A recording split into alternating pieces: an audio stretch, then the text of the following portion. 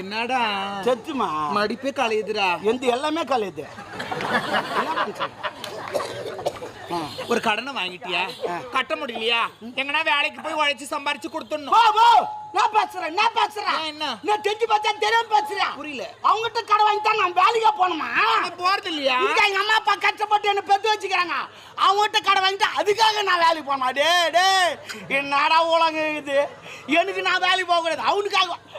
போங்கடா நாங்களாம் துரியோதனம் பரம்பரை.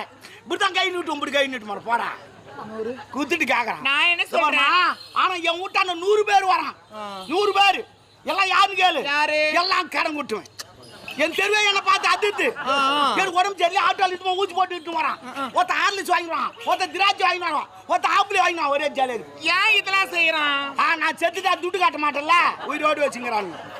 ஆனா அவனுக்கு இன்னும் தெரியாது. என்னப்பா? நான் உயிரோடு இருந்தாலும் துட்டு காட்ட மாட்டேன். நானா